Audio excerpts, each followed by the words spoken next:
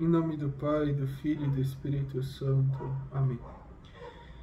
Inspirai, Senhor, as nossas ações e ajudai-nos a realizá-las, para que em vós comece e para que em vós termine tudo aquilo que fizermos por Cristo, Senhor nosso.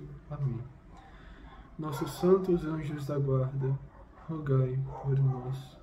Santa Maria, Mãe de Deus, rogai por nós. São José, rogai por nós. Em nome do Pai, do Filho e do Espírito Santo. Amém. Pois bem, no último vídeo acabei de falar sobre a maneira em que Nosso Senhor também está presente em nós, participando da nossa vida, que justamente são as graças. Mas o meio ordinário pelo qual Nosso Senhor nos acompanha, age através de nós, nos acompanha na nossa história, é a igreja. A igreja que não é só aquela que Nosso Senhor deixou aqui na terra para disseminar o evangelho, mas ela também é matéria de fé, né? Porque quando nós rezamos no credo, nós dizemos, creio na Santa Igreja Católica. E talvez, como o credo niceno diz, mais especificamente, credo in una sancta católica et apostolica ecclesia. Creio na igreja una, santa, católica e apostólica. Una, santa, católica e apostólica. E justamente, talvez hoje, eu vou começar a falar desse jeito porque, olha, muita gente não tem noção da importância disso. E realmente as pessoas perderam a noção da necessidade de ser assim. Veja, existem hoje milhares e milhares de igrejas evangélicas. E cada uma ensinando uma coisa. Cada uma com sua doutrina, cada uma com seu conjunto moral, tudo isso. Cada um com seu nome, com um jeito de organizar, com sua hierarquia, qualquer coisa nesse sentido. Porque eles não acreditam que Nosso Senhor deixou...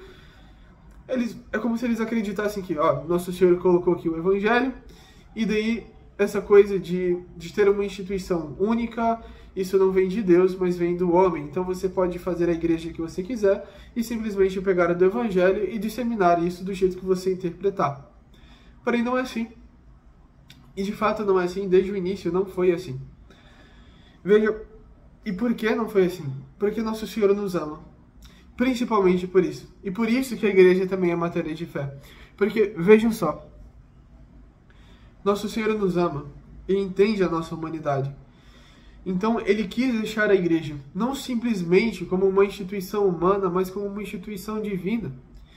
Porque a igreja não é um CNPJ, ela não é um templo, a igreja não é uma construção. A igreja é o corpo místico de Cristo, como disse São Paulo. E o que significa o fato da igreja ser o corpo místico de Cristo? Significa que, mediante a graça do batismo, nós temos a nossa alma unida com a alma de Cristo. E a igreja, então, é essa congregação, essa união de todas as pessoas que têm as suas almas unidas a Cristo. De todas essas pessoas que estão unidas a Cristo. Então, antes de tudo, a igreja é uma instituição divina. Foi instituída pelo próprio Deus. E também instituída no sentido de que participa dela o próprio Deus, porque Jesus participa da igreja. Ele é a cabeça da igreja, que é o seu corpo. E nós, então, estamos unidos a ela. Então, antes de tudo, a igreja é uma realidade espiritual. Só que tem critérios. Porque, veja, a igreja não só está unida a Cristo dessa forma, que é realmente verdadeira, que é realmente concreta, que é a união das nossas almas com Cristo, com a alma de Cristo. Mas, mais junto a isto, porque nós estamos unidos a Cristo, que é a cabeça, nós só podemos ter uma única doutrina, um único conjunto moral. Então, não se pode haver milhares de doutrinas. Não se pode haver milhares de regras morais distintas umas das outras. Não. Porque uma só é a cabeça da igreja. Uma só foi a mensagem. Uma só foram as leis. Então, não existe variedade. Só pode ser uma única doutrina. Sem distinção. Sem contradição nela mesma. Não varia, mas é uma única. E ela é universal, porque ela serve para todos, porque justamente fala das coisas mais essenciais. E que nos foi distribuída através dos apóstolos, através da santa tradição oral, porque foi assim no começo da igreja. Não se escrevia, mas se ensinava, se contava. E depois começou a se escrever. Então a igreja nasceu católica. Porque, então, vamos recapitulando, não? É uma instituição divina, no sentido de que foi nosso Senhor mesmo que a instituiu. É uma instituição divina porque Cristo faz parte dela. É uma instituição divina porque Cristo, fazendo parte dela, nos une a nossa alma, a alma dele. E isto é a igreja. E o que nos permite ficar unidos a esta igreja, que é Cristo, que é a união com Cristo, é então seguir a sua doutrina, os seus ensinamentos sobre aquelas realidades que só ele sabia e nos revelou. Ninguém jamais viu ao Pai, mas aquele que viu o Pai, aquele que estava junto do Pai desde o começo, ele desceu do céu. A lei foi dada pelos profetas, a lei e as profecias foram dadas por Moisés e pelos profetas, mas a graça e a verdade, ou seja, a verdade por completo, foi nos dada por Cristo. Então, o que nos mantém unidos a essa igreja, a essa instituição divina, é a verdade da doutrina. E também a verdade da moral. Porque se uma só é a doutrina, ou seja, a realidade é esta, Deus é assim, nós somos salvos deste modo, existem estes e aqueles sacramentos, a intercessão de tudo isso. Se uma só é a verdade, então uma só é a adequação à verdade. Moral é isso, gente. Moral é você se adequar com aquilo que é verdadeiro, porque aquilo que é verdadeiro é bom. Você se adequar à verdade de quem você é. Não de maneira subjetiva, você é um homem, você é um ser humano, criado por Deus, a imagem e semelhança dele, deve agir do jeito que Deus te criou para ser. Porque você agir de outro modo, não seria agir de maneira humana. Não seria de agir de maneira livre, mas seria agir de maneira arbitrária e pervertida. No sentido de perversão, né? Deus te criou de tal modo que você perverte a ordem das coisas, né? Você que tem que ouvir como que você tem de ser, não dizer como que você tem de ser. Porque você não se criou, você não pediu para nascer, você não pediu para existir, você entende? Então, justamente, essa instituição divina, e o que nos mantém unidos a ela é a doutrina e a moral. Mas, veja, essa doutrina e essa moral vem de quem? Vem de Cristo. Porque, senão, seria muito fácil da gente se perder. E como nosso Senhor revelou, e criou a igreja justamente para que, com tudo isso já, né? Isso não é uma coisa que foi acrescentada depois. Pois bem. Então, essa instituição não é só espiritual, mas é uma divina instituição também material. Porque nós somos humanos. Com os anjos bastaria ser espiritual, porque os anjos conhecem a Deus. E antes de eles estarem juntos de Deus no céu, eles também foram criados afastados de Deus, no seguinte sentido, de que eles não estavam no céu, imediatamente, né, na presença de Deus. E para eles, a revelação divina, ou seja, Deus ter se revelado, Deus ter revelado aquilo que ele queria deles, foi o suficiente. Não era preciso criar um templo. Para os anjos isso não precisa, eles não são físicos, mas para nós precisa, porque somos humanos, feitos de corpo e de alma. Então nós também precisamos. Essa divina instituição, então, tem a sua parte material. Ah, mas será que isso é verdade? Será que isso vem de Cristo mesmo? Será que isso não foi criado com o tempo? Não. Porque o próprio Cristo quis isso. Dentre todas aquelas pessoas que seguiam a Cristo, ele quis escolher 12. Ele quis tirar 12 do meio de todos.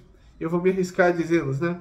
Pedro, André, Tiago, João, Tiago Menor, Felipe, Bartolomeu, Simão, Judas Tadeu.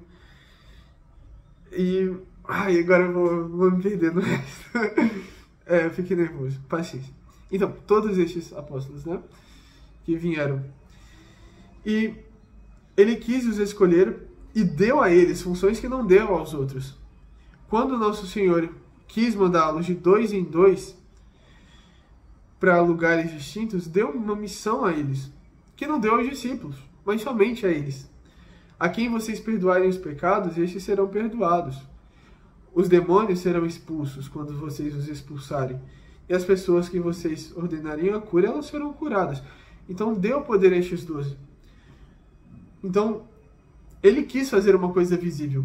Olha, existem centenas de discípulos, porém, existem 12 a quem eu dei poder. E destes 12, Nosso Senhor escolheu um. Ele escolheu um para ser o príncipe dos apóstolos, para ser o chefe dos apóstolos, para ser a cabeça visível da igreja. E este foi Pedro.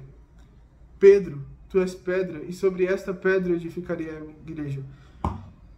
Olhem, quem dizem aqueles que eu sou?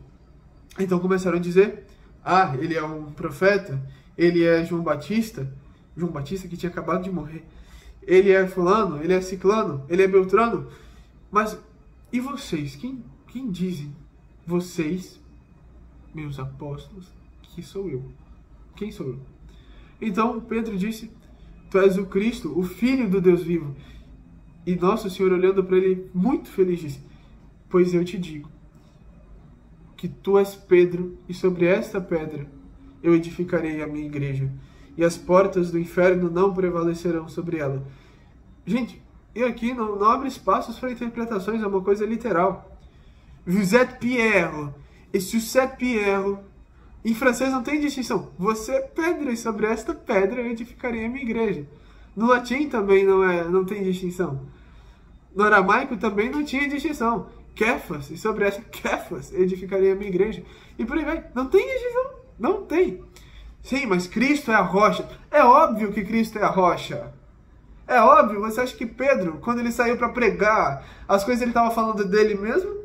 No dia de Pentecostes, em que Pedro saiu para dar a sua cara a tapa, então ele pregou e converteu mais de 1.000 de pessoas, mais de 3.000 pessoas, ele estava falando de si mesmo.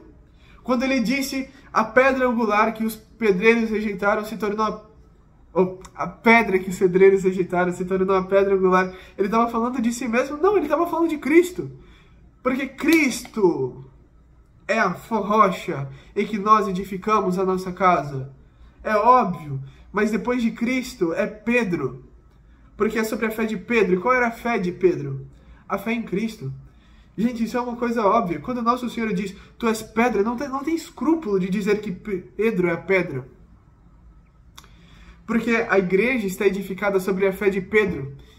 Não sobre Pedro em si, mas sobre a fé de Pedro, a autoridade de Pedro, enquanto pontífice. Enquanto aquele que Nosso Senhor deixou aqui, como seu vigário. A fé da igreja está construída sobre a pedra que é Pedro, enquanto Pedro ensinava aquilo que Cristo ensinava, governava a igreja da maneira que Cristo quis que coordenasse, enfim, nessa autoridade que Pedro deu, que Cristo deu a Pedro. De novo, não tem que ter escrúpulo nenhum nisso, porque justamente a validade de Pedro está em Cristo. Assim como a fé da igreja. A fé, a força da fé não está na pessoa que tem fé, mas em quem se tem fé. Está no Cristo. Eu tenho fé em Cristo. Eu tenho fé nas coisas que Cristo disse. A força está nele, porque ele é a verdade. Então, só para concluir, então, fechar aqui para uma parte 2, porque senão vai ficar muito longo. Então, Nosso Senhor disse, tu és Pedro, e sobre esta pedra eu edificarei a minha igreja, e as portas do inferno não prevalecerão sobre ela. Eu lhe dou as chaves do reino dos céus, e tudo o que desligardes na terra será desligado no céu, e tudo o que ligardes na terra será ligado no céu. Então deu o poder das chaves, que é dar o céu, e também impedir. O mesmo, igual ele disse, olha, a quem vocês perdoarem os pecados, estes serão perdoados.